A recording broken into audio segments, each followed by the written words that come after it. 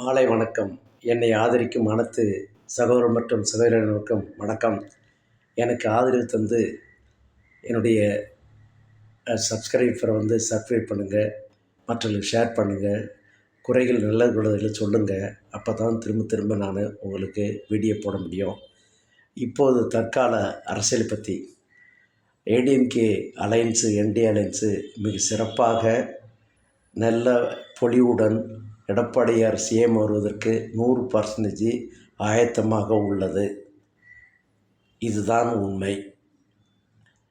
ஆண்டவரை விட ஆளப்போவர் தான் சிறப்பவர்.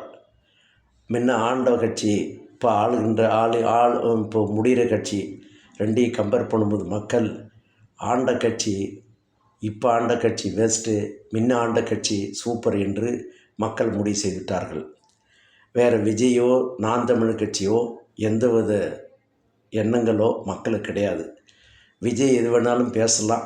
ஏதோ வரேன் போகிறேன் நான் பார்க்குறேன், தனியாக பார்க்குறேன், அரசியல் அமைக்க போகிறேன், சிஎம் வர போகிறேன்னு சொல்லலாம். அவருக்கெல்லாம் ஓட்டு பர்சன்டேஜ் உண்மையாலுமே குறைஞ்சி விட்டது. மக்களுடைய செல்வாக்கு கிடையாது.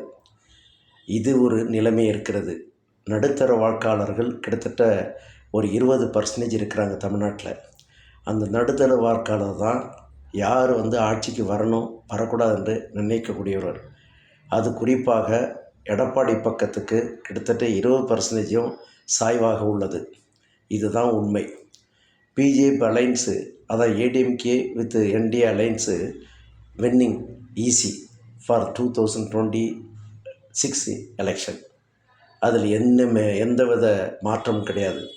ஏன் இதை உச்சிதமாக சொல்லுகின்றேன் என்றால், எப்பயுமே ஒரு ஆண்ட கட்சி ஒரு ஆன்டி இன்கம்பன்சி இருக்கும். அதை பேசும்போது பல பேர் பேசிகிட்டே இருப்பாங்க. அடுத்தது யார் பண்ணலாம் அப்படின்னு மக்கள் பேசுவாங்க. மீடியாவில் வருது, டிவியில் வருது, நியூஸ் பேப்பரில் வருது. பார்த்திங்கன்னா மிகப்பெரிய கொள்ளைகள், கற்பழிப்பு அதெல்லாம் சொல்ல முடியாத அளவுக்கு நடக்கிறது.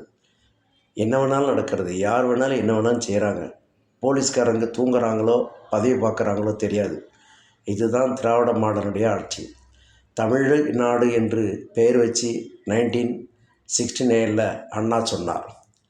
ஆனால் இன்னி வரைக்கும் அதை மாற்றி திராவிட நாடுன்னு பேர் வைக்கிறாங்க.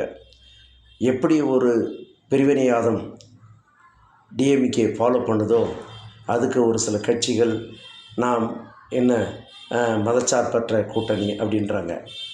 மதச்சார்பற்ற சொல்கிறீங்க, ஆனால் நீங்கள் செய்கிறது பூரா அகைன்ஸ்ட் மதச்சார்பு தான். பிஜேபி பற்றி சொல்கிறீங்க. பிஜேபி என்ன அப்படி தப்பு பண்ணியிருக்கிறாங்க இந்தியா ஃபுல்லாக? நன்றி, வணக்கம்.